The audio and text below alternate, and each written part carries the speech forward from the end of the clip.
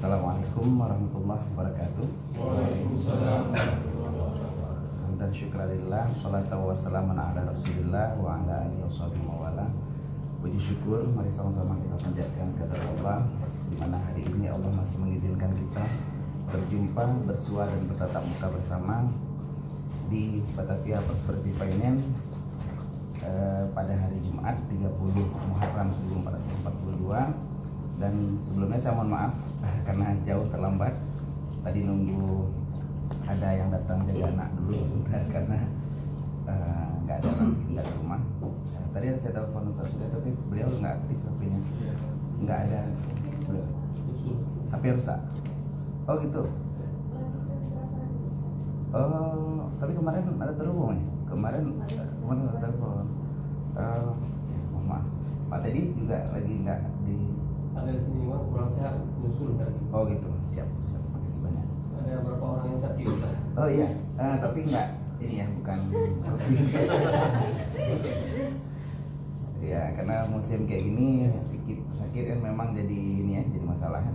Mudah-mudahan Allah selalu berikan kesehatan dan kekuatan bagi kita semua. Mudah-mudahan dengan berkat Yasin kita bisa. Baik, kita mulai pengajian kita. A'udzubillahi minasyaitonirrajim. Bismillahirrahmanirrahim. Kita mulai pengajian dengan kitab Hamami ini, yaitu kitab tentang tafsir surat Yasin. Dan minggu yang lalu kita sudah sampai pada ayat laqad haqqal qawlu ala aktsarihim fahum la yu'minun.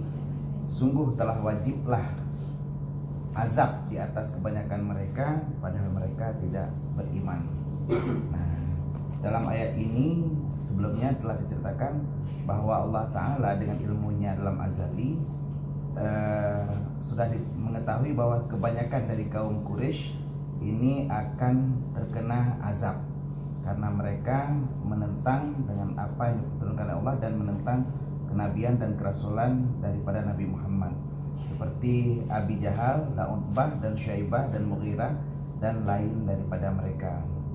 Jadi mereka ini semuanya akan terkena azab, dan ini ditakkid atau dijelaskan oleh Allah.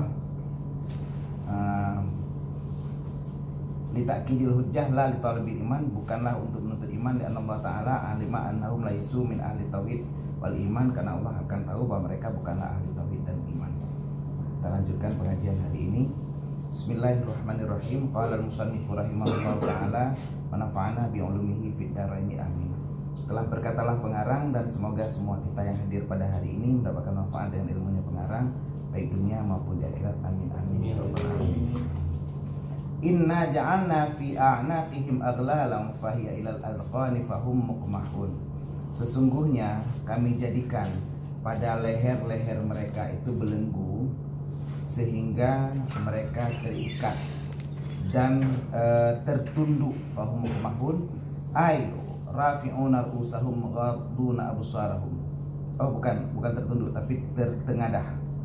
Rafi'una rusahum, terangkat kepalanya, ghadduna absarahum, terbelalak matanya.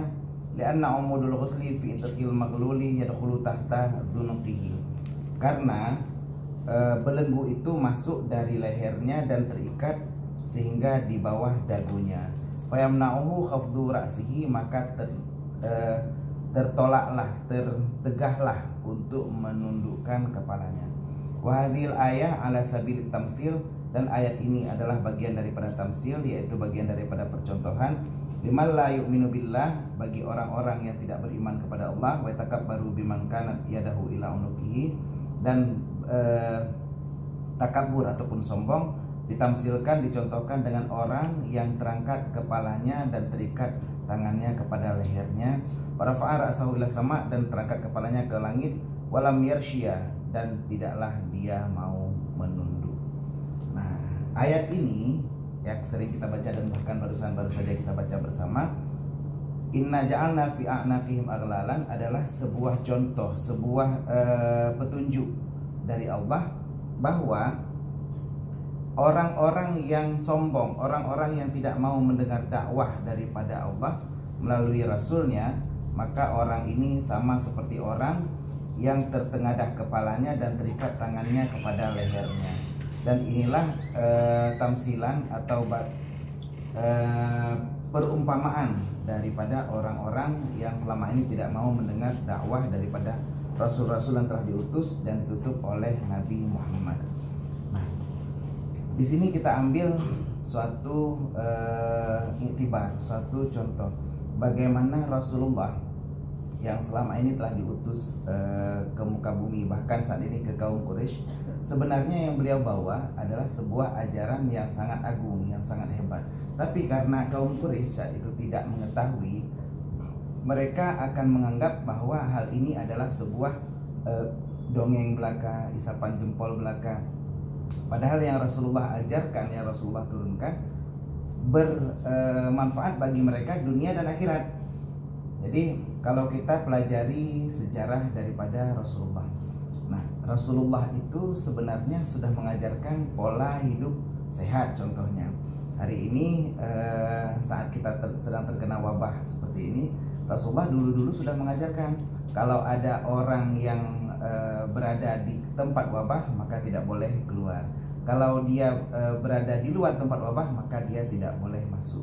Dan inilah bagian bagaimana kesehatan itu merupakan sesuatu yang dituntut dalam agama. Al-mu'minul qawi, kata Rasulullah, habbu ilallah minal mu'minid dhaif. Orang mukmin yang kuat lebih dicintai oleh Allah daripada orang mukmin yang lemah. Nah, kuat ini apa? Kuat hartanya, kuat fisiknya, kuat finansialnya, juga kuat tubuhnya. Makanya hari ini orang kadang-kadang terbalik. Pada saat diperintahkan untuk memakai masker, diperintahkan untuk menjaga kesehatan, semua pada nggak mau. Tapi giliran sakit, nah akhirnya mandum tidak lagi berguna. Hari ini kita sudah dapat berita 3 orang dokter umum di Losmawe sudah tertular. Di Dinas Kesehatan Jawa sudah 6 orang pejabat kena, dan bahkan 1 orang kemarin perawat di rumah sakit Puskesmas Jogiri meninggal, umur 38 tahun. Nah, jadi bagaimana hari ini kita lihat, kita jaga kesehatan, jangan sampai kesehatan diri sendiri kita nggak open. Bahkan kadang-kadang ada orang yang mau mandi aja pas kalau keluar rumah, kalau nggak, karena sekarang lagi musim-musim working from home, mandi itu ya sampai mandi pun malas. Nah, sampai segitu kondisi ini. Kalau kita analogikan sama seperti orang yang membuka usaha kebun binatang. Nah, ada kebun binatang. Pertama dibuat kebun binatang, menyediakan berbagai jenis binatang eksotis dari berbagai benua di seluruh dunia. Tiket masuk hanya 50.000. Gak ada yang mau masuk, gak ada yang mau berkunjung, gak ada yang mau datang karena tiketnya 50.000. Akhirnya diturunin, tiket masuk 25.000. Gak ada juga yang datang. Khusus hari ini tiket masuk 10.000, juga gak ada yang datang. Karena orang malas ngapain 10.000 buang-buang di situ. Akhirnya dibuat tiket masuk gratis. Begitu dibuat tiket masuk gratis, semua orang berbondong-bondong masuk karena yang namanya gratis kan suka barang gratisan. Nah, begitu masuk semuanya, setelah masuk rame-rame, si pengurus tadi punya ide, ditutupnya pagar pintu masuk, lalu dibuka pagar binatang-binatang itu. Kandang singa dibuka, kandang buaya dibuka, kandang macan tutul dibuka, leopard, citah semua dibuka, ular dibuka semua kandangnya. Akhirnya karena semua kandang dibuka, binatang itu ngejar pengunjung. Semua ngejar, semua lari ke pintu. Di pintu sang pemilik sudah nempel kertas, tiket keluar 500.000 rupiah.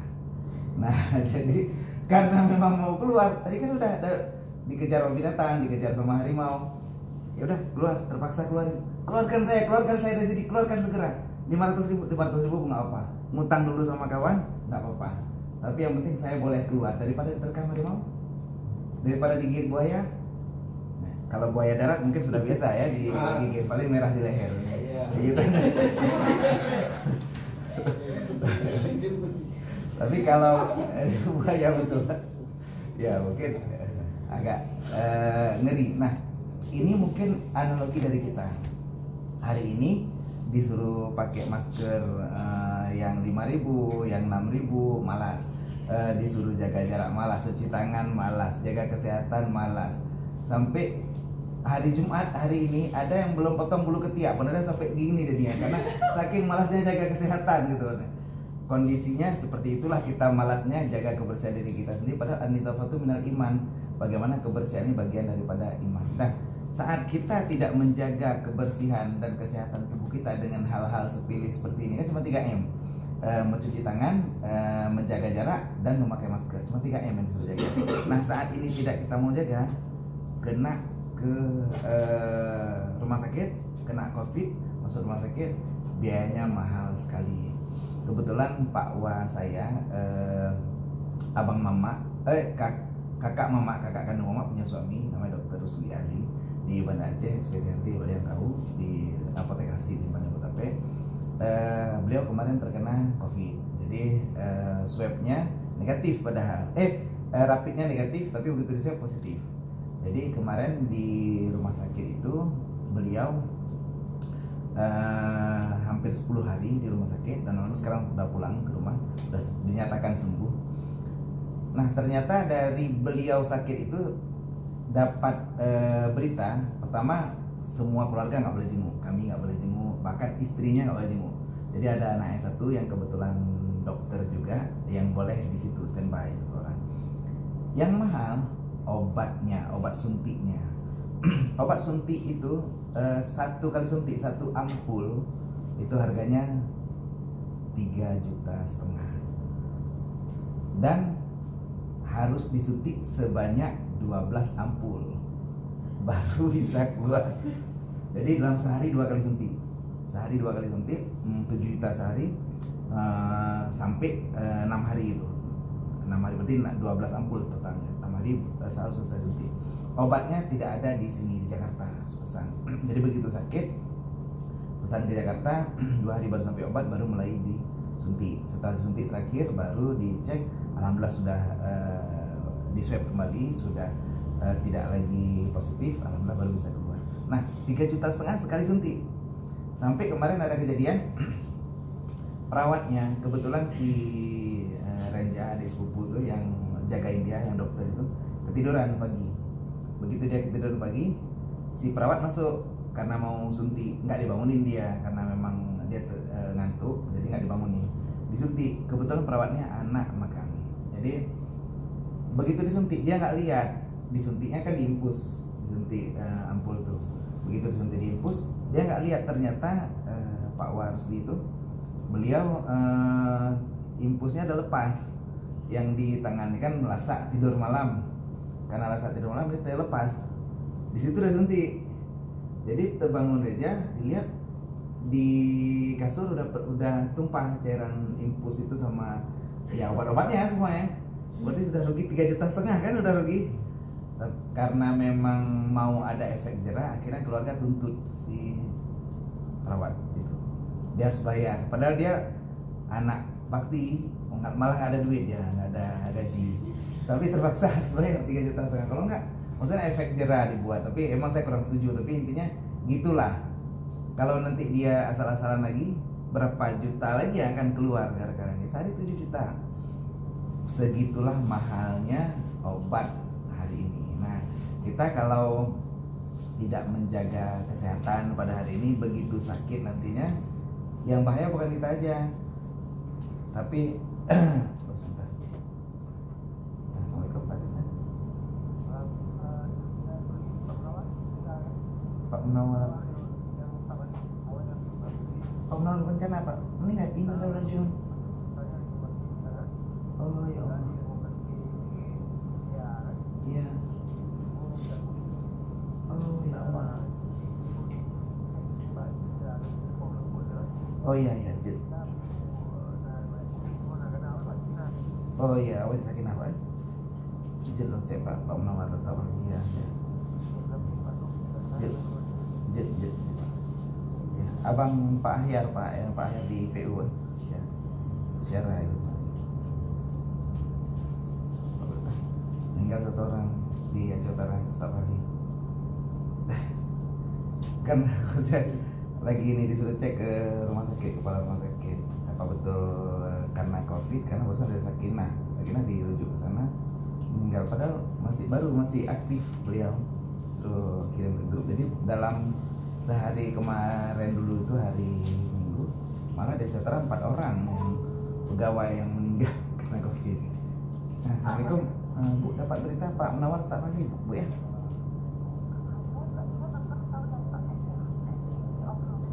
Oh gitu, nggak disuruh cek ada riwayat COVID apa nggak, Bu? Bisa di ini? Oh ya, siap. Oke, siap. Istri Bang Ai Humas yang dulu di Humas Saudara, udah akhirnya kesekwan, Bu yang kepala SMK 2 tuh. Nah, itu istri Bang Ai Humas meninggal kan COVID. Jadi yang ini juga suami Kak Sur di Kasih Logistik ya, kenal ya? Tetangga ini. Oh, depan lorong ya. Kamu meninggal juga.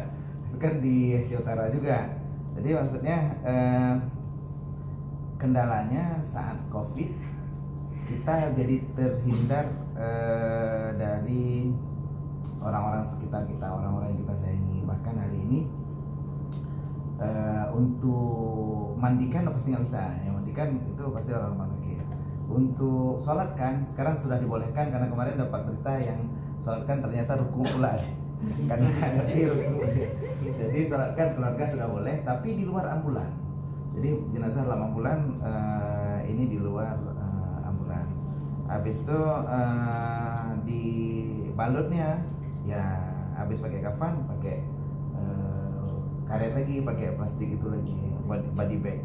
Jadi agak terlalu apa ya? Terlalu banyak hal yang berbeda dari sebelumnya. Saat body bag badan kita mungkin nggak cepat hancur, jadi tubuh kita ya berulat semuanya dalam itu ya, misalnya karena memang dengan kedap udara segala macam. Jadi inilah yang bahaya sebenarnya. Kalau kita nggak jaga dari sekarang, ya ujungnya akan terus-terusan seperti ini. Makanya kita sudah dapat kesempatan untuk bisa menjaga kesehatan mulai dari yang kecil-kecil. Ya, coba kita jaga mulai dari sekarang, mulai dari diri kita dan mulai saat ini juga, minimal dari yang kecil-kecil. Sebentar ya.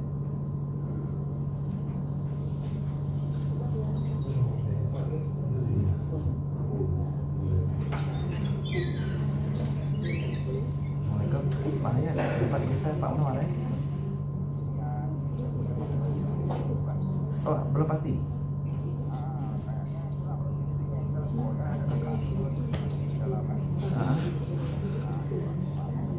Nah, karena disuruh kirim berita ke grup. Kalau udah bang siapa ya tahu kirim. Biar tahu Pak Bupati ini.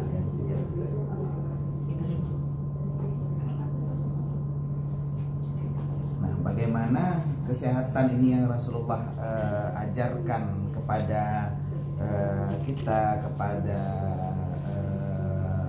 umatnya, kepada kaum Quraisy dulu, itu sesuatu yang luar biasa sekali. Apa yang diajarkan Rasulullah, bagaimana tentang menjaga kesehatan, bagaimana tentang menjaga kebersihan tubuh, dan ini memang selalu Rasulullah ajarkan.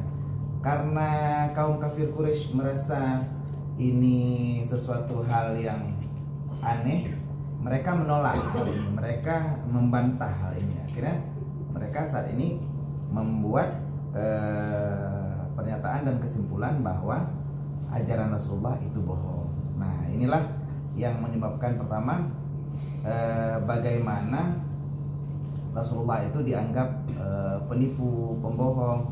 Bahkan di orang itu begitu sombong. Rasulullah yang sebelumnya beliau adalah seorang pedagang, tapi begitu dapat wahyu Rasulullah menjadi nabi, dan menurut mereka Rasulullah ini tidak pantas menjadi nabi karena memang Rasulullah ini adalah seseorang yang dulunya tidak punya riwayat religius gitu maksud mereka. Nah, makanya saat Rasulullah menyampaikan sesuatu berita, menyampaikan sesuatu kebenaran kepada orang kafir Quraisy, mereka menolak dengan mentah-mentah karena mereka menganggap bahwa ini sesuatu hal yang bohong. hadisul ifki, artinya berita tentang kebohongan. Bahkan berita tentang bagaimana kesehatan itu harus jaga pun mereka menolak. Nah, kita hari ini dari hal yang kecil, misalnya dari rokok aja, kita saat ini belum bisa buang. Karena kenapa? Karena kita menganggap ini bukan suatu yang bahaya, padahal sudah ditulis merokok membunuhmu. Datang kita ambil rokok, kamu sok. Ini korek masalah. Lagi mau disak koreknya masalah. Harus saya ini koreknya. Ya. Jadi apa? Ini korek lagi mau dipakai, masa biar aja dibengkokin aja. Inilah kondisi bagaimana kita harus jaga kesehatan. Jadi sebenarnya kesehatan itu memang seakan mahal, tapi memang itu lebih berharga daripada uang. Bayangkan hari ini kalau kata Jack Ma itu, monyet saat diberikan di depannya pisang dan uang, dia pasti akan pilih pisang karena dia nggak tahu apa harga uang. Nah, kita hari ini kalau diberikan uang dan disuruh pilih antara uang dan kesehatan, kita pasti akan pilih uang. Kita mau kerja mati-matian sampai lembur demi uang, walaupun mengorbankan kesehatan. Banyak teman-teman saya yang kena lever, kena sakit kuning, itu sering. Kalau tipes udah langganan. Kayak itu demi uang. Padahal saat sudah sakit, uang yang dia dapat nggak cukup untuk berobat. Dia tadi kan disuruh nagih, suruh ambil tagihan, suruh jumpa sama pelanggan, suruh jumpa dengan orang-orang yang mesti datang ke sini tanpa pengaman, tanpa masker, bahkan orang datang ke sini. Nah, yang dia dapat cuma gaji. Berapa gaji sebulannya? Begitu dia sakit. Nah, yang dia peroleh bukan hanya uang yang keluar, bahkan mungkin berujung ke kematian. Dan kematian gara-gara ini tiba-tiba sekali. Kami sudah berapa orang kemarin kepala dinas pertanian juga meninggal ya. Itu beritanya sebelumnya tipes juga, tapi di sini beliau nggak dirapit. Setelah beliau meninggal sekarang di rumah sakit Melati sudah mulai dirapit sekarang. Dulu nggak ada, sekarang udah ada. Setiap masuk siapapun itu dirapit dulu. Memang lebih enak dirapit, kalau rapit cuma ambil darah di sini. Tapi kalau swab tuh sampai dicongkel sampai ingus ya. Kita kadang-kadang congkel upil aja jauh kan susah kali congkel. Apalagi sampai dicongkel sampai ingus gitu. Tapi ya begitulah bagaimana kita hari ini melihat sesuatu yang seakan-akan biasa saja. Bahkan kadang-kadang kok diingatin, pakai masker, orang marah, apa urusan ngegas gitu. Nah, orang-orang yang ngegas gini mungkin dulu mamanya ngidam gas LPG pakai lain juga gitu. Tapi ya memang kita kadang-kadang dalam hidup kayak gitu ya, jumpa dengan orang-orang yang membenci kita, bahkan kadang-kadang kita juga membenci diri kita sendiri. Tapi kalau kita hari ini membenci diri kita sendiri, jangan takut. Mungkin luar sana juga banyak yang membenci kita juga, Anda nggak sendiri ya. Karena banyak juga yang membenci kita. Nah, begitulah Rasulullah saat membawa berita tentang hal-hal yang benar yang diajarkan oleh Allah, mereka menolak, mereka membantah. Padahal yang Rasulullah ajarkan itu bermanfaat untuk mereka. Termasuk salah satunya selain manfaat kesehatan, Rasulullah juga ajarkan tentang bagaimana untuk kaya. Nah, Rasulullah itu ternyata lebih lama kayanya daripada miskinnya. Rasulullah itu hidup sampai umur 63 tahun. Beliau diangkat jadi nabi di umur 40 tahun. Berarti beliau jadi nabi selama 23 tahun. Beliau jadi pedagang selama 25 tahun. Bahkan satu riwayat beliau berdagang dari umur 13, berarti selama 27 tahun. Kita anggap 25 tahun. Beliau berdagang selama 25 tahun. 25 tahun berdagang, berarti 25 tahun jadi orang kaya. Beliau saudagar. Saat beliau kawin dengan Khadijah, itu mas kawinnya 200 ekor unta. Satu unta kalau kita hitungnya seperti lembu aja, sekitar 20 juta. 200 ekor unta berapa miliar? 4 miliar juga kan. Itu mas kawinnya. Sekarang mau cari cowok yang segitu, mas kawinnya ada. Bener mayam muka. Sekarang mayam mampan aja ada 3.300.000 satu mayam. Dek, Udah. Oh iya kecil.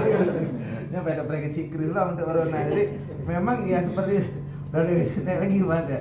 Nah, jadi bagi yang kira-kira masih saat ini masih menjomblo ya sudah bisa siapkan stamina. Gara-gara tawita dulu berusuk dikrek, patah tulung di iyo. Dulu berusuk dikrek. Bantuan dana desa. Cari bantuan dana desa. Ya, makanya itu kawinnya juga nanti harus pakai BPJS ya, kawin di puskesmas. Kenapa nikahnya di puskesmas? Karena menikah karena kecelakaan. Puskesmas. Jadi ataupun cari orang yang kalau orang Aceh memang mas kawinnya agak mahal ya. Kalau di Jawa kan cuma seperangkat sholat dibayar tunai, jadi agak lebih murah. Tapi ya mungkin bisa juga orang Ambon ya, orang Ternate gitu. Mungkin kalau pada pertanyaan, kalau orang London kawin dengan orang Ternate, apakah anaknya jadi lonte gitu? Mau gratis kawin di grepe. Ya itu dia kawin. Bukan macit.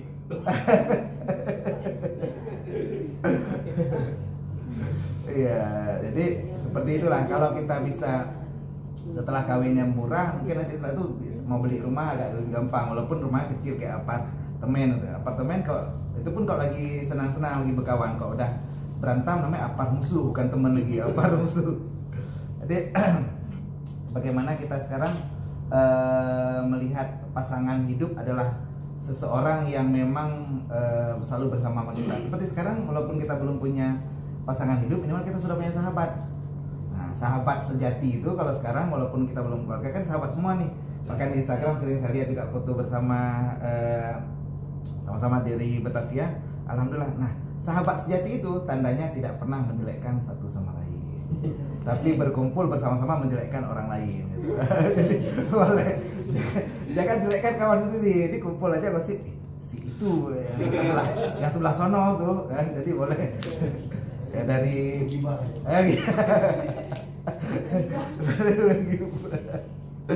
jadi ya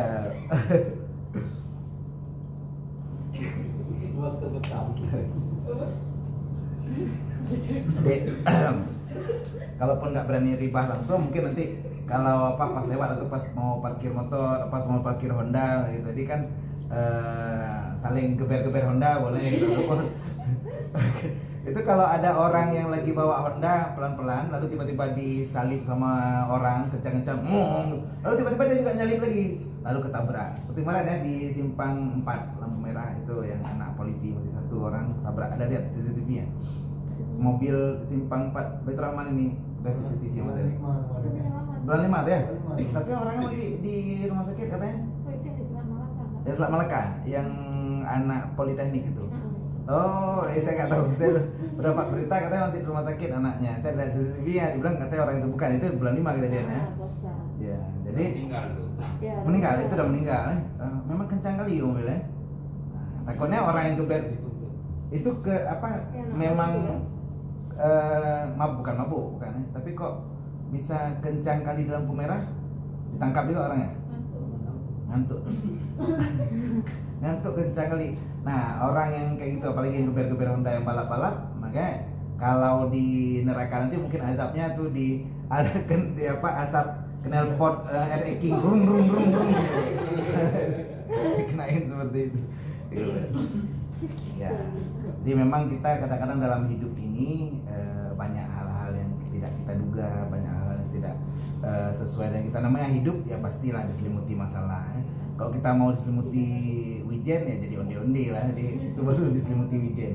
Kalau kita sekarang hidup pasti banyak masalah. Jadi kalau kita hari ini berada dalam hidup dan memang ada masalah, baik masalah harta atau masalah galau karena percintaan kan. Itu juga kan tadi ceritanya jomblo. Jadi kadang-kadang kita jumpa dengan seseorang buat kita galau. Katanya, are you kind of kambing because of you make my heart terombang-ambing gitu. Kamu membuat hatiku terombang-ambing. Apakah kamu kambing?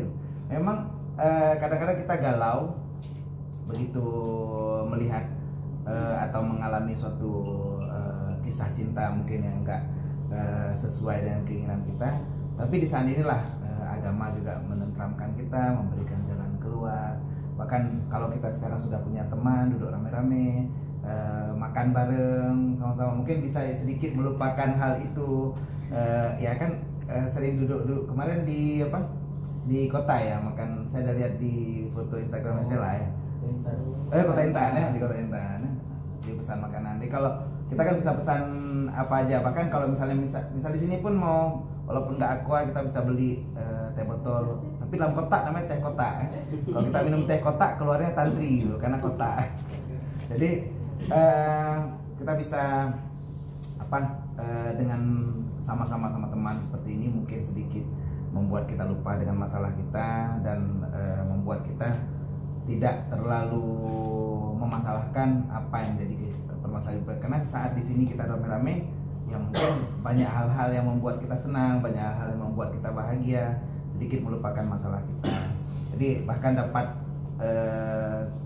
info-info baru dari teman sambil masa-masa seperti ini, dapat kalau mau misal perawatan rambut, saya mau perawatan rambut, bagusnya pakai apa? Oh bagus pakai lidah buaya. Lidah buaya kalau dicabut kira-kira buaya masih bisa ngomong nggak ya kalau buaya dicabut? Nah jadi kan ada pertanyaan-pertanyaan seperti itu ya. Jadi kalau kita lihat hari ini bagaimana Rasulullah sudah membawa kebaikan kepada orang kaum Quraisy atau kaum kafir jahiliyah, sebenarnya mereka tidak tahu apa yang Rasulullah bawa. Nah Rasulullah yang punya pengalaman 25 tahun berdagang itu sudah teruji. Bahkan Rasulullah sebenarnya bukan ingin jadi orang fakir, tapi jadi orang miskin. Nah bedanya orang fakir dengan orang miskin itu memang kekurangan, tapi tetap bersyukur. Karena Rasulullah itu punya sesuatu yang memang patut untuk disyukuri. Bahkan Rasulullah itu punya tubuh yang kuat sekali. Rasulullah kalau dalam hadis riwayat Tabrani, beliau tubuhnya itu dalam riwayat Tabrani seperti perutnya bersusun-susun. Jadi kalau kita six pack ya namanya. Kalau sementara kita yang sekarang bahkan rata-rata bukan, iya one pack atau sigman udah kayak 6 bulan. Jadi bagaimana Rasulullah ajarkan ini, kadang-kadang kan kita ini kalian ya nggak apa-apa, kalian sabar ya kan. Ya, tapi kalau lagi marah bahaya tuh. Tidak ada yang lebih bahaya dari marahnya orang sabar ya. Kecewanya orang setia dan murkanya orang yang ngisi pulsa 10.000 tapi lupa matiin data selulera. Itu lebih bahaya. Murka kali. Pulsa pas-pasan 10.000, data lupa dimatiin pula. Aduh. Itu murka kali, bukan lagi marah, itu udah murka. Memang ya seperti itulah bagaimana kita lihat sekarang kita di sini bisa bercanda tawa, senang-senang sama teman-teman. Maka kalaupun misalnya saat ini mungkin ada teman-teman kita yang nggak bisa hadir di sini, minimal kita masih bisa lihat beritanya di Instagram atau di medsos lainnya. Adalah yang sering like postingan saya juga, makasih. Jadi bayangkan kita bisa pantau semuanya, tapi saya kadang-kadang lihat postingan dari teman-teman terutama yang wanita, banyak yang selfie lalu pasang caption di bawah abaikan muka. Jadi selfie ada nampak mukanya, tapi kok abaikan muka, yang dilihat mau dilihat apanya? Apa amal jariah? Apa iman dan takwa yang mau dilihat? Selfie ada nampak muka, ya udah ada abaikan muka. Kalau cantik nggak apa-apa, insya Allah mudah-mudahan orang kan juga hati. Dan selfie kan juga tiap hari Pak Teddy juga komen di bawah gitu kan. Jadi tetap berusaha jadi ya orang yang lebih baik, karena yang cantik udah ini ya udah lebih banyak. Jadi kalau kita hari ini tugas kita adalah bagaimana kita bermimpi sebanyak-banyaknya, tapi jangan takut untuk bermimpi, karena memang sebenarnya nggak apa-apa, namanya bermimpi cuma mimpi kan belum tentu juga terwujud. Bahkan kalau hari ini kita merasa kita jelek, kita nggak menarik, jangan takut untuk mencintai orang lain. Nah itu dia. Kenapa? Karena sebenarnya takut itu orang yang kita cintai gitu. Karena aduh kok aku mimpi pas malah orang jelek pula nyatain cinta aku. Ya tapi ya gitulah bagaimana kita hari ini tetap hidup optimis dan jangan takut dalam melakukan sesuatu. Aduh ini kalau melakukan ini takut salah atau takut dimarahin, gak apa-apa, lakukan aja. Hewan aja tuh ada yang hewan yang selalu benar. Hewan apa yang selalu benar tuh? Kalau makhluk yang selalu benar wanita, kan wanita nggak pernah salah ya. Tapi kalau hewan yang selalu benar, tahu ya, kucing nggak urong ya. Kucing nggak urong itu ya, dia kan nggak urong tapi korek, selalu right terus. Kucing nggak urong.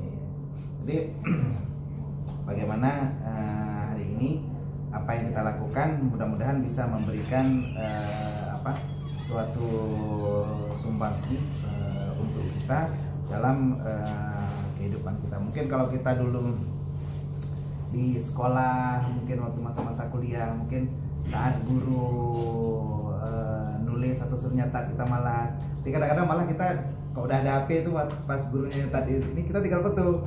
Itu kita foto sebenarnya catatannya, atau kita mau jual papan tulisnya di OLX gitu. Mungkin kita dijual papan tulis biar besok gurunya nggak ngajar lagi ya. Jadi kalau memang kita bisa seperti bagaimana diajarkan Rasulullah, maka minimal dari kesehatan tadi kita sudah terjaga karena kita mengikuti apa yang Rasulullah ajarkan, bukan seperti orang kafir Quraisy yang saat itu memang membantah Rasulullah. Jadi kalau kita batuk pun, kalau kita sudah mengikuti apa yang Rasulullah ajarkan, mungkin kalau kita batuk bukan lagi keluar dahak, tapi sudah keluar negeri mungkin. Kalau bagus mau batuk keluar negeri, mau kencing keluar negeri gitu. Jadi nggak lagi keluar dahak. Keluar dahak kan nggak mungkin. Nah jadi bayangkan hari ini yang Rasulullah ajarkan untuk kita itu adalah sesuatu yang benar, termasuk saya cerita tadi tentang kekayaan. Nah agama ini sebenarnya agama Islam, Allah menurunkan agama ini adalah untuk kita jadi punya dua pilihan. Pilihan yang Allah berikan adalah dua, yaitu kaya atau sangat kaya. Jadi tidak ada pilihan miskin. Kenapa? Karena memang dalam Al-Quran itu ada ayat wajahidu bi amwalikum wa anfusikum. Nah ini Rasulullah ajarkan kepada para sahabatnya dulu. Dan berjihadlah kamu, berjuanglah kamu dengan hartamu. Wajahidu bi amwalikum, dengan hartamu dan jiwamu. Al-Quran itu selalu berurut. Dia nggak pernah salah urutan. Allah dulu, baru Rasul. Nggak pernah Rasul dulu baru Allah. Asyhadu an la ilaha illallah wa asyhadu anna Muhammadar Rasulullah. Tetap Allah dulu baru Rasul. Aqimis shalah wa atiz zakat. Tunaikan sholat, bayarkan zakat. Sholat dulu, baru bayar zakat. Artinya urutannya selalu benar. Nah, wajahidu bi amwalikum wa anfusikum, berjuanglah kamu dengan hartamu dan jiwamu. Artinya apa? Harta itu jauh lebih bagus daripada jiwa, bukan lebih bagus jiwa daripada harta. Nah hari ini saya ada bawa oleh-oleh, tapi oleh-olehnya nanti kita bagi-bagi ke semua 1, 2, 3, 4, 5, 6, 7, 8, 9, 10, 11, 12, 13, 14, 15, 16 ya. Saya ada bawa oleh-oleh ini karena nanti sebenarnya nanti dibagikan pas kitab kedua. Nah ini ada kopi, saya sudah ambil 16 ya, jadi saya sudah dulu. Nah nanti ya walaupun nggak dapat, benar cowok-cowoknya dapat lah, karena ini memang premium men coffee ya. Ini lain nih tulisan Virek. Virek, emang Virek. Nah ini untuk sebenarnya udah telat, punya malam Jumat tapi ya untuk ya udah kosong ya, nggak lagi, minimal untuk cowok-cowoknya dapat lah.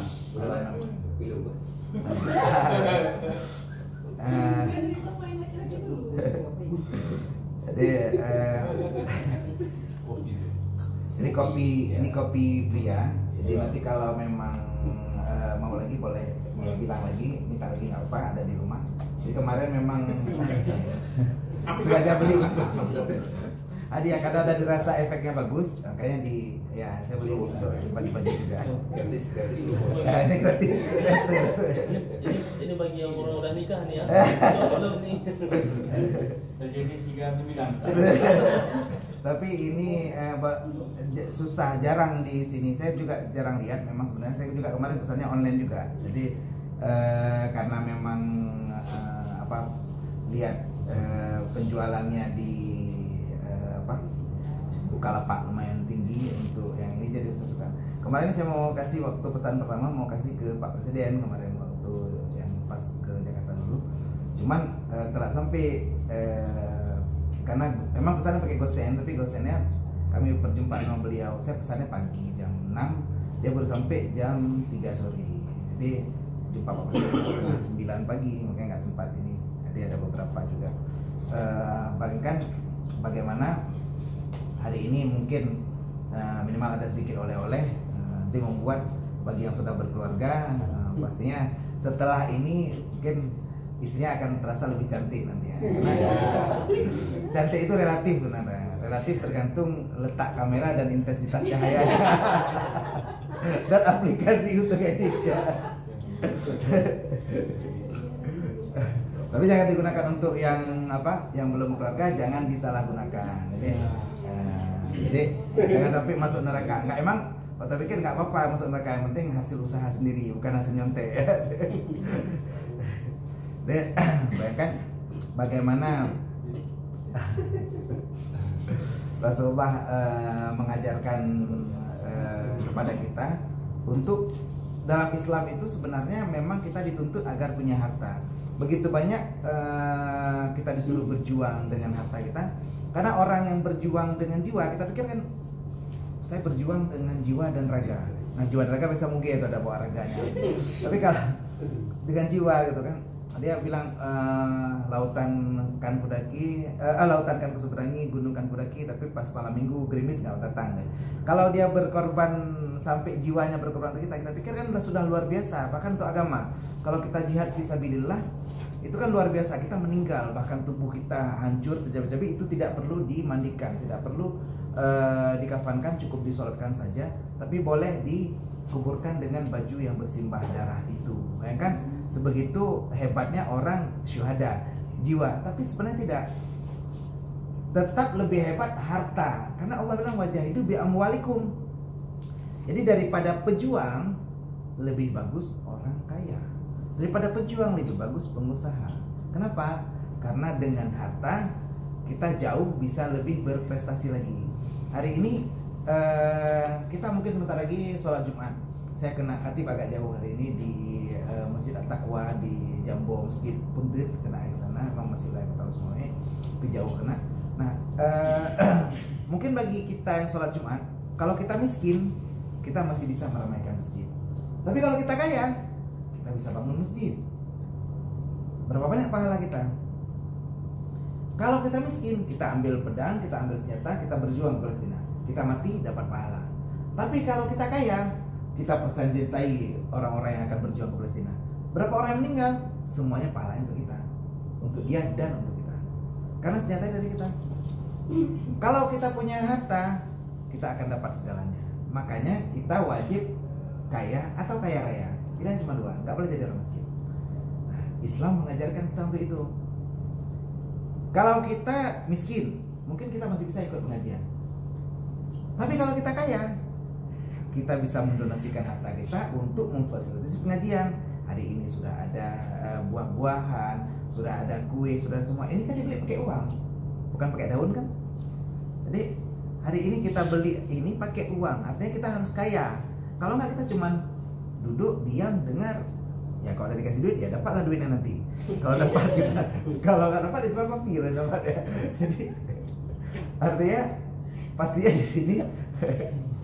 di sini kita tidak bisa banyak beraktivitas. Tapi kalau kita punya uang, kita bisa segalanya. Makanya yang pria, yang wanita, ayo kita sekarang berusaha agar kita punya uang, agar kita punya harta. Karena inilah yang dituntut oleh Rasulullah. Kenapa? Dalam Islam ada namanya maqasid syariah.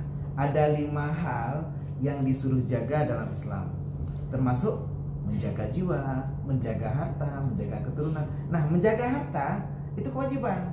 Makanya kalau kita punya tas lalu dirampok sama orang, kita pertahankan ini, kita dibunuh, kita mati syahid. Pahala syahid kita. Kenapa? Pertahankan harta. Maka kalau dirampok itu yang lepasin. Dirampok Honda kita, tahan sebisa kita.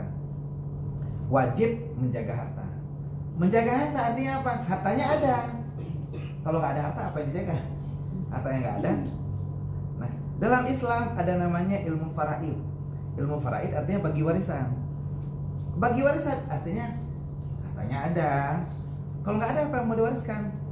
Aku wariskan kepada anak cucuku berupa bon-bon hutangku dan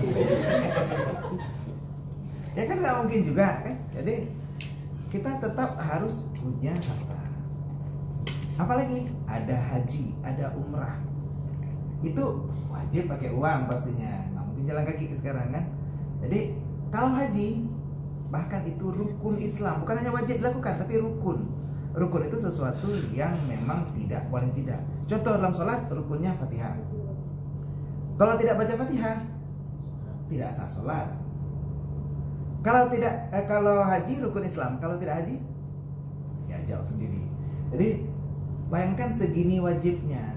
Dan untuk yang wajib kita harus bersegera dan mengeluarkan semua kemampuan. Kalau nunggu sekarang haji berapa tahun? 15 tahun sampai 20 tahun.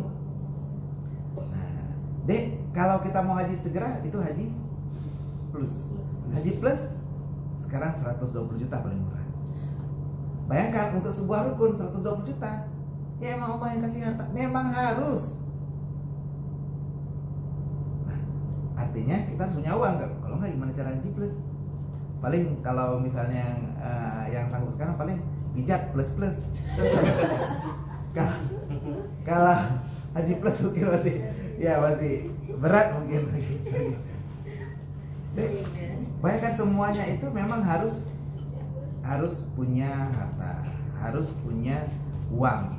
Karena tanpa uang kita mau sedekah harus pakai uang. Kawan-kawan kita yang terdampak di Rohingya harus dibantu dengan uang. Tidak boleh dengan senyuman. Kemarin waktu saya ke masjid, saya lihat ada orang yang duduk di depan kotak amal, dia senyum. Kenapa Pak? Saya lagi sedekah, pulang lagi ada orang sini sedekah senyuman aja. Jangan ya maksudnya, karena emang kalau kita sedekah senyuman itu nggak akan bermanfaat apapun bagi masjidnya, nggak akan nambah apapun karena memang ya senyuman yang dia berikan hanya untuk kesenangan hatinya. Artinya sedekah, donor darah sedekah, senyuman sedekah, tapi yang berdaya guna. Udah pernah ya Tony? Ini kotak Doraemon. Doraemon. Nggak ada lagi hari Minggu, jadi udah kesini kotaknya.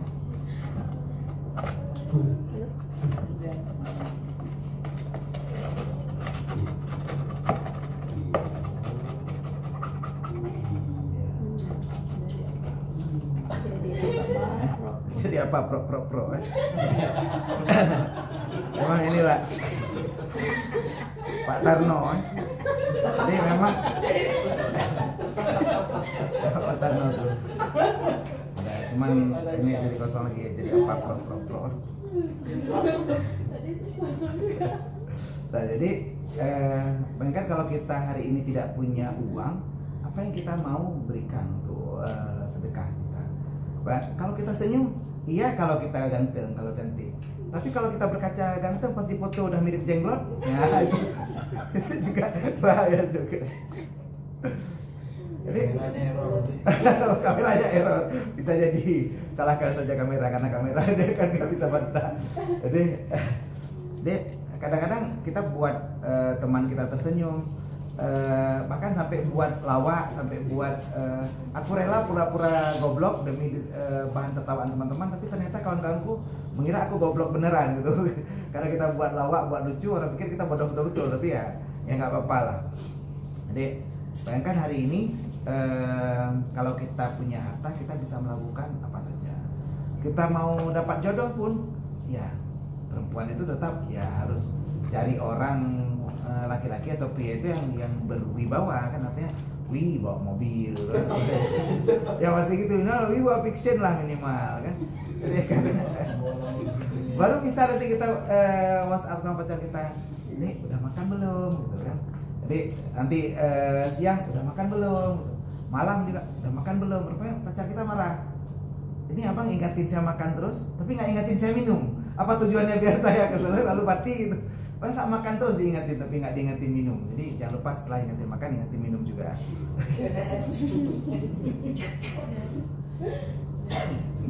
Dek, hari ini kalau kita melihat bagaimana banyaknya amalan yang Allah perintahkan dengan harta, artinya harta itu penting. Jangan kita menganggap harta itu sesuatu racun dunia. Nah, jadi kalau lagunya Cangcuter gitu, wanita racun dunia, harta juga racun dunia. Jadi Allah ngapain kaya? Orang kaya mati, tapi orang miskin juga mati maksudnya. Raja-raja mati, semua mati. Tapi kalau kita punya harta, ada yang kita bawa minimal.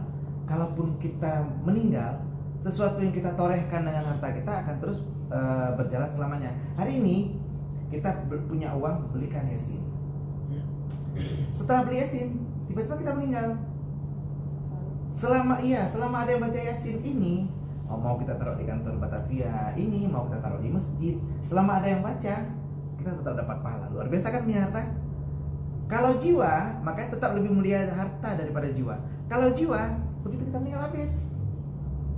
Tapi kalau kita punya harta, kan luar biasa kan. Jadi kalau seorang suami berkorban pada istri, "Dek, ini abang berkorban supaya adik jangan kena covid, biar abang jangan kena covid, biar abang yang mati." Kita senang suami kita berkorban. Tapi lebih bagus lagi kalau dia berkorban, "Dek, abang mati, ini ada deposito abang 27 triliun."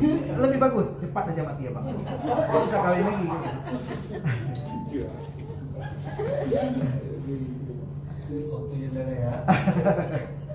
Jadi ya artinya harta tuh lebih berguna gitu. Kalau cuma punya jiwa kan, iya, Bang Ahmad sebelah rumah Depi ada jiwa kan, bisa juga kita kawin sama Bang Ahmad itu nanti. Yang penting hartanya ada. Jadi Pak, saya cinta sama abang tapi lebih cinta sama harta abang.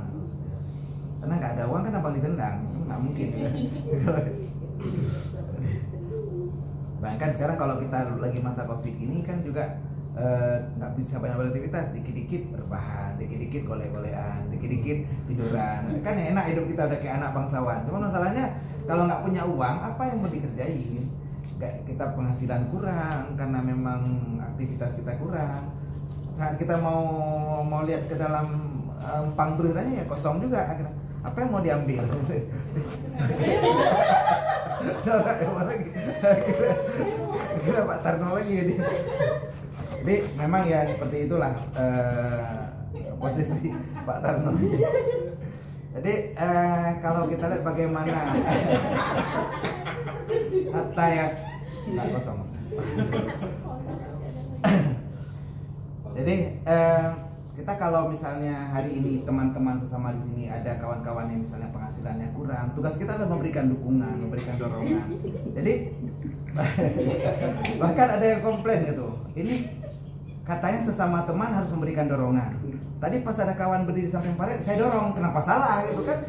Bagus memberikan dorongan, tapi jangan pas di samping paret juga memberikan dorongan. Diberikan dorongan kepada teman biar bisa apa, misalnya ada teman-teman yang sekarang mau saya kemarin punya apa, ada orang kan nggak cita-cita di sini terus, ada yang kepengen merubah hidup, kepengen masuk polisi atau tentara. Kemarin ada anak kawan saya, jadi beliau itu orang terkaya di Aceh atau Indonesia lah kayaknya. Beliau punya galon tebing putih. Jadi beliau itu beliau bekerja di bidang limbah. Mungkin kalau saya bilang, nah beliau ada yang kenal ada yang nggak kenal, tapi orang kaya di Simpang Cibrik, nah itu Haji Mahidin mungkin tahu. Jadi beliau tuh sekali tarik uang tuh, kalau beliau bergerak di bidang transporter B3 limbah.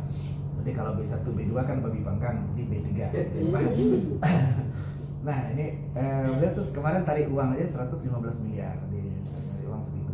115 miliar tuh berapa kalau ditumpuk semana ya kalau jadi ya. Nah beliau itu kebetulan anak pertamanya. Jadi ini kita cerita uang juga, sedikit review bagi kita.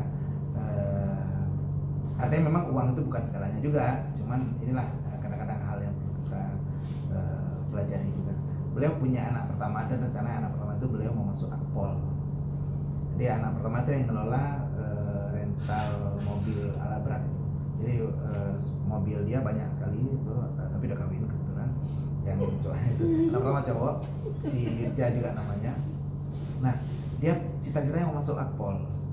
Jadi pas hari itu dibilang mamanya, itu udah jaga kondisi tubuh dan semuanya tinggi badan cukup semuanya. Kemarin pas dia mau tes itu tiba-tiba bilang mamanya, abang servis Honda lah, disuruh servis Honda. Nah dia pikir servis Honda, begitu servis Honda dia pergi ke bengkel, belum giliran dia karena memang banyak antrian Honda, jadi dia nunggu di samping itu, udah ditaruh di tempat naikin Honda itu, karena ada yang besi itu dia taruh itu, tapi teknisnya masih pegang Honda lain. Nah dia sambil nggak ada kerjaan, melap-lap Hondanya, diambil ini oli bekas, ditaruh di ranting. Kan wajar kan kita taruh oli bekas di ranting, karena ada yang kalau di bengkel tuh ada yang semprotan itu. Dia pegang itu, dia ambil kain lap di bengkel itu, dia lap-lap. Jadi karena rantai kan Honda berhenti, rantai kan nggak jalan, dia hidupin Honda, dia masukin gigi satu. Honda di situ udah cagak dua, Hondanya dihidupin supaya rantai berputar. Dia jalankan itu rantainya, dia semprot, habis itu dia lap-lap dengan kain itu supaya melebar, nggak meleleh. Nah pas dia lap tiba-tiba jadi tangannya nggak sengaja, tangannya masuk ke dalam gear depan. Sekali putaran, apa yang terjadi? Putus. Telepon mamanya, Haja Meli telepon mamanya, rupanya mamanya telepon dokter tambah di STM. Dokter tambah bilang langsung bawa ke situ. Begitu sampai sana langsung dirawat di Sakinah. Alhamdulillah saat itu berhasil operasinya. Tapi 2 hari setelah itu dokter kan ngecek terus karena belum boleh pulang. Cek terus bau. Berarti jaringannya mati. Jaringan mati berarti nggak tersambung. Dan jaringannya mati berarti kan busuk berarti yang di atasnya busuk juga. Sebelumnya terpotong segini, ini harus dipotong segini. Nah akhirnya nggak lewat Akpol. Emang bisa untuk operasi plastik ke Singapura 500 juta dan mereka ada uang banyak. Jadi cuman kata mamanya mungkin ya Allah takdirkan kamu nggak kesini. Nah akhirnya si adiknya yang cewek ini mau masuk Akpol juga di bagian IT, cuman agak pendek, diterima 160 masalah saya. Nah dia 157 saat itu. Jadi dia dilatih khusus privat oleh tentara di Rindam, berenang tiap hari. Jadi kan kadang-kadang kita yang pendek kan kepengen tinggi berenang, walaupun kadang-kadang kita masa disuruh berenang biar tinggi, itu ubur-ubur berenang tiap hari. Tinggi enggak, lembek iya kan. Jadi setelah berenang setiap hari seperti itu, ternyata memang tidak memberikan hasil signifikan. Dia tinggi, bertambah tinggi, tapi cuman 2 cm. Jadi 157 jadi 159. Tetap kurang 1 cm. Nah setelah kurang 1 cm, ternyata kalau kita kan pikir mau urus, jadi karena uang pun ada. Tapi ternyata si anak ini begitu ditanya sama petugas tes kesehatan, dia udah diperiksa semua. Udah kata dia tadi, udah diperiksa semua. Ada yang kurang? Ada yang bilang tinggi saya kurang 1 cm. Jadi tadi yang tempat urus dia bilang maunya jangan bilang, karena kalau bilang kan jadi ketahuan. Jadi mama pun marah, kenapa kamu bilang? Pesan mama kan harus selalu jujur. Nah dia jujur dan akhirnya dia nggak lewat. Jadi sekarang dia mengelola bisnis bapaknya. Nah hari ini bahkan beliau tadi Haja Meli pesan sama saya juga untuk doakan anaknya supaya cepat dapat jodoh. Nah bagi yang mau berjodoh dengan ya anak orang kaya segitu, kayaknya mobil di belakang rumahnya tuh 1000 biji ada. Karena dia memang juga auto 3.000 kan. Kalau nggak usah saya bilang 3.000 lah, minimal 1.000 ada. Mungkin ada 3.000. Di atas Toyota. Memang banyak kali uangnya. Sangat banyak sekali. Nah ini kalau itu yang cowoknya udah, jadi kalau yang cewek mungkin nih nggak usah nih. Tapi ada anak satu lagi baru kelas 3 SMA, kelas 2 SMA. Jadi itu masih tunggu. Dan anak ketiga. Nah yang kedua ini yang mau mencari calon pendamping setia. Kalau ada yang bersedia nanti boleh daftar, saya kenalin. Kok mau? Ini kan kalau atau mau kenalan dulu boleh, pas jumpa boleh tanya, jika sebuah mangga dengan berat 1 kilo jatuh dari ketinggian 5 meter, maka berapakah nomor WA kamu? Jadi boleh juga.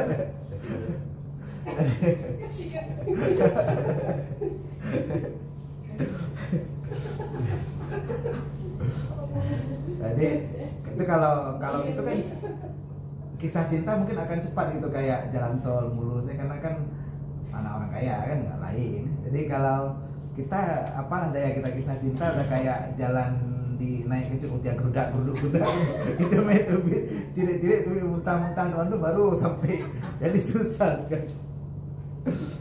Dan kadang-kadang kan si cowok kadang-kadang sudah begitu memberi perhatian, memberi ketulusan, tapi karena si cewek juga lihat, ini nggak betul juga, emang ganteng iyalah ada sedikit, tapi uang nggak ada.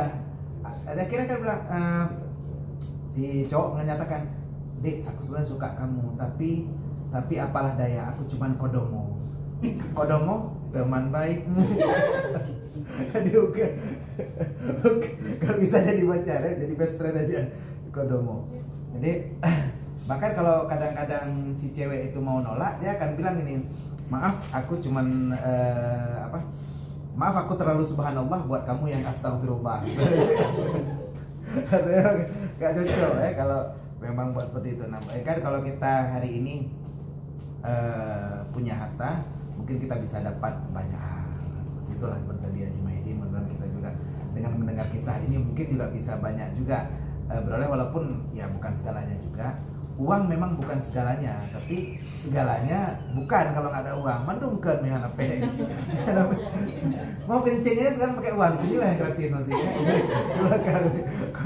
Di Sewu udah bayar 2.000. Jadi kalau misalnya kita hari ini nggak ada uang, ya kadang-kadang ya gitu. Kalau kita nggak punya pasangan, jadi untuk yang masih sendiri tetap semangat, masih ada yang setia menunggumu. Minimal malaikat Israel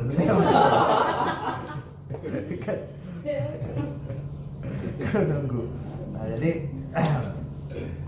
kalau hari ini kita lihat kisah cinta yang sukses, yang keren, mungkin kalau kita lihat tuh ada di banyak di sinetron Indonesia. Kalau di tapi di sinetron Azab itu ngeri juga, maksudnya kita lihat seorang suami menyakiti istrinya, bahkan parah kali dipukul, tapi yang gawatnya di situ ada kameramen. Kenapa kameramen nggak bantu gitu saat itu? Dia orang dipukulin, mereka dibantu. Mereka kameramennya tetap ada di situ dulu. Mereka dia, Pak jangan berbuat kekerasan. Jadi kalau ada istri-istri pun yang bisa bersikap baik dalam sinetron, itu karena kenapa? Tingkahnya bagus, karena dibayar ya. Ya, jadi kalau mau istri kita baik, ya bagus ya bayar. Ya. Kalau enggak ya ada bagus lah ada. Dek, bagaimana hari ini saat kita diberikan Allah perintah untuk melakukan sesuatu yang berhubungan dengan harta, itu artinya kita harus kaya, terutama bagi yang laki-laki. Jadi laki-laki ini memang tugasnya untuk bertanggung jawab, memberi nafkah, memberi harta kepada istri. Jadi kalau hari ini ada perempuan yang bekerja, ini bukan kewajiban, bukan juga sunat, boleh-boleh saja, tidak disuruh juga tidak dilarang. Artinya jangan seorang suami, seorang pria bergantung kepada wanita. Jangan sampai nanti kadang-kadang udah adik saya mau tidur di rumah, kamu yang cari uang. Jangan mau dapat suami seperti itu. Jadi kalau kalian pun cari uang, tetap tugas suami. Uang kalian untuk kalian, uang suami untuk kalian juga. Jadi memang pastikan tugas istri untuk habisin uang suami, kan? Memang seperti itu. Kalau nggak kita habisin, siapa akan dihabisin sama wanita lain? Pasti. Jadi tetap harus habisin uang suami. Kalau seorang wanita tidak menghabiskan uang suami, ya jadi pelakor sekarang.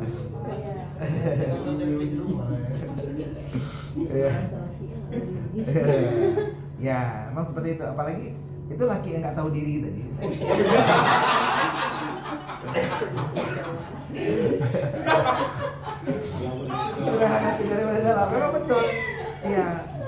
itu emang nggak tahu diri, makanya kan saya nggak suka sama laki-laki sampai sekarang. Tuh laki-laki emang nggak tahu diri.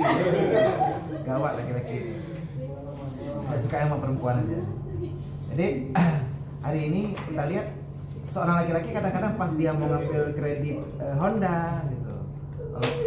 Honda tapi mereknya Fiction, padahal Fiction Yamaha seharusnya bukan Honda. Honda kok mereknya Fiction. Yamaha kan selalu di depan. Dia kalau Honda masuk ke dalam, Yamaha di depan gitu, di teras depan gitu.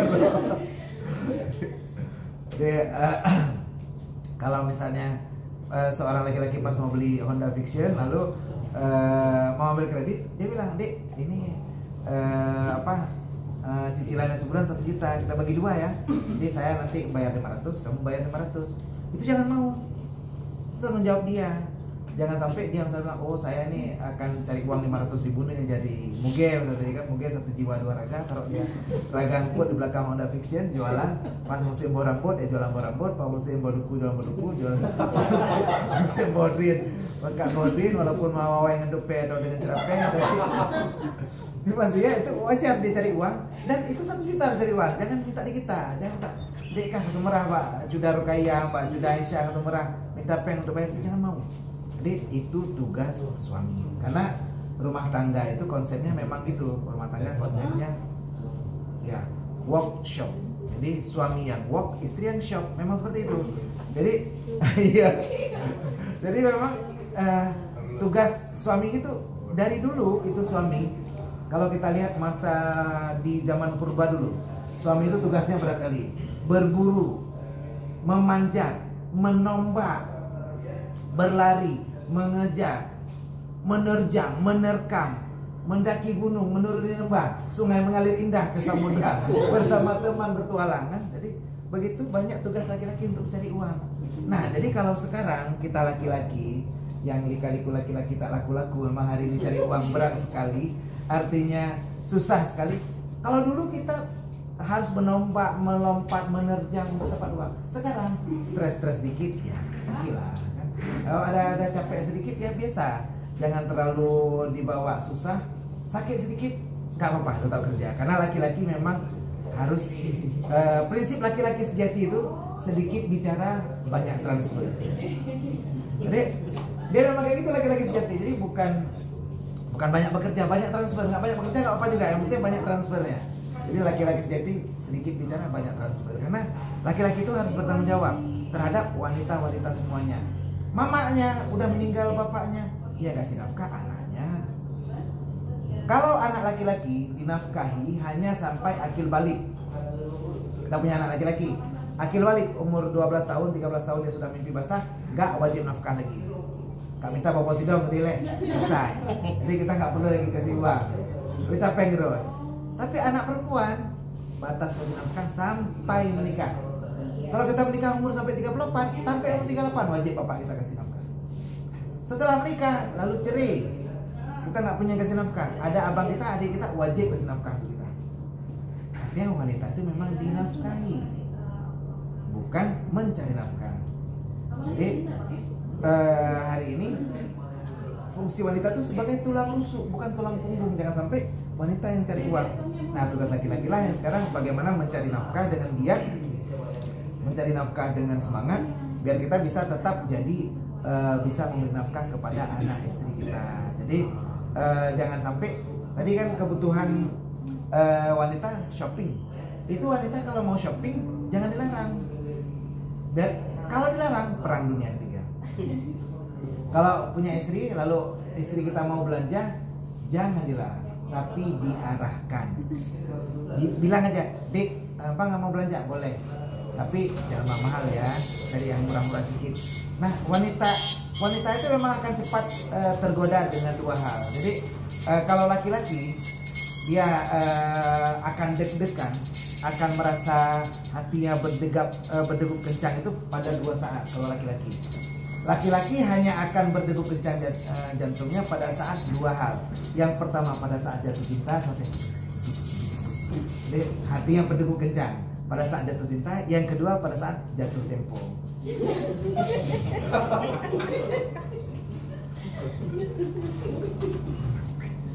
Dek, kok jatuh tempo tuh menakutkan sekali. Orang Indonesia tuh paling takut sama ya cicilan, tagihan itu paling takut. Jadi makanya dia berdegup pada saat jatuh cinta dan jatuh tempo. Memang jatuh tempo menakutkan sekali. Orang Indonesia paling takut sama cicilan, paling takut sama tagihan. Betul apa enggak?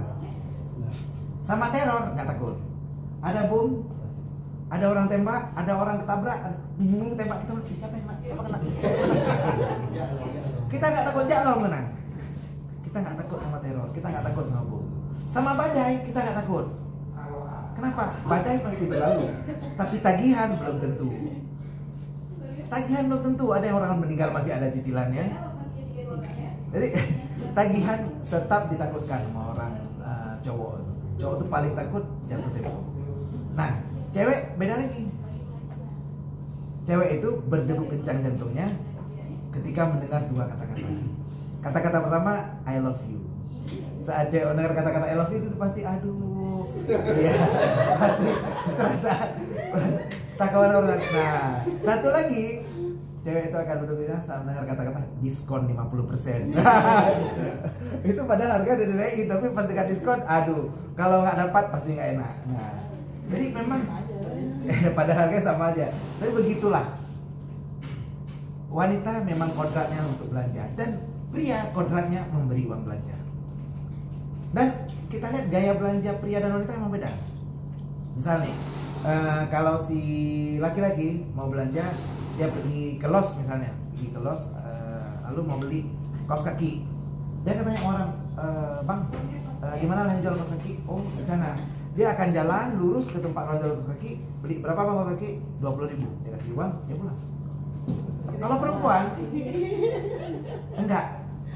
Bang, di mana jual kaos kaki? Oh iya, di sana. Tapi dia tawaf dulu, mutar-mutar dulu, keliling-keliling dulu, mutar dulu.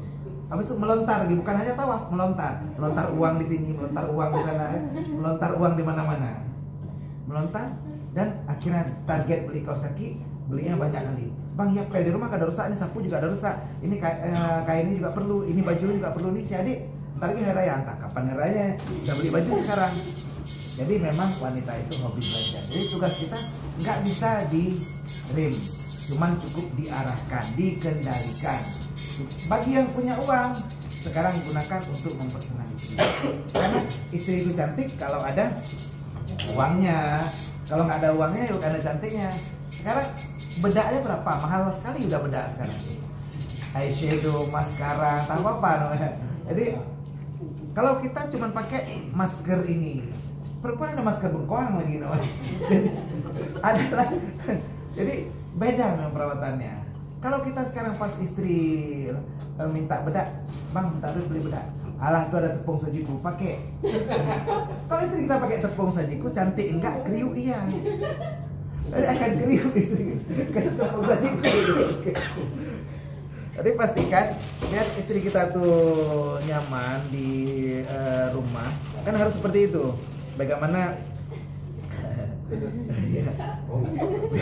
Biar istri kita nyaman maksudnya. Jadi dia akan tetap harus ya bisa kipas-kipas. Santai sih kipas ya. Ya kalau panas kan itu istri, jadi bisa kipas-kipas. Karena memang nyaman posisinya. Tapi kalau misalnya istri kita nggak nyaman, uang belanja nggak cukup, pasti buka kipasnya. Kipasnya rusak maksudnya, karena memang nggak nyaman. Kipasnya hanya rusak seperti ini karena memang kipas ini nggak bisa dipakai karena kipasnya rusak. Saat kita nggak nyaman, saat malam minggu aja kita yang saat ini belum kawin, malam minggu itu kita nggak bisa keluar rumah, paling diajak muter-muter sama kipas angin gitu ya.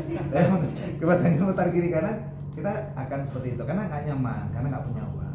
Kalau kita punya uang, jadi nyaman bisa kipas kipas. Jadi kan bisa kipas-kipas aja biar bisa seperti ini. Bagaimana kita tetap nyaman dengan kondisi apapun, dan tugas kita bagaimana membuat istri kita nyaman. Karena memang agama itu memerintahkan kita untuk memiliki harta dan harta dan harta. Karena harta inilah yang membuat kita bisa punya banyak hal di dunia. Nah, jadi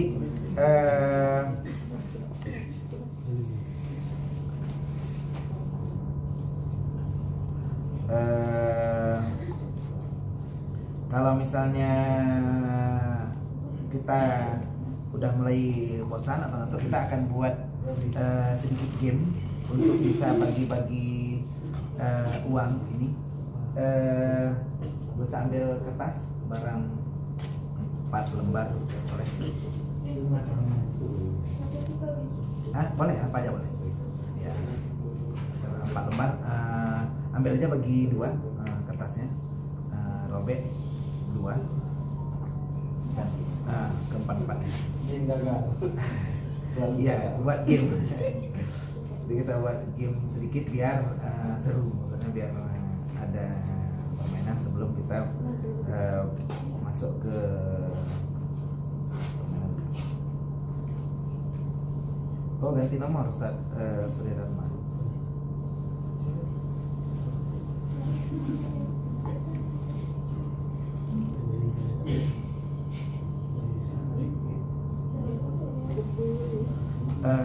Udah ada pulpen 1.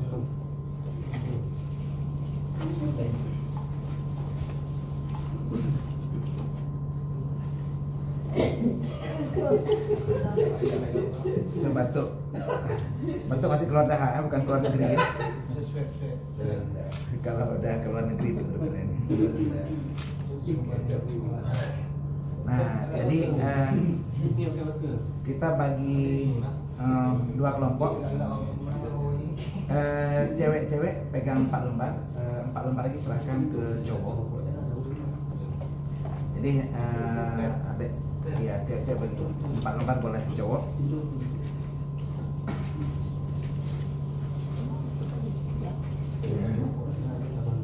Iya. Oke, silakan boleh ke siapa saja.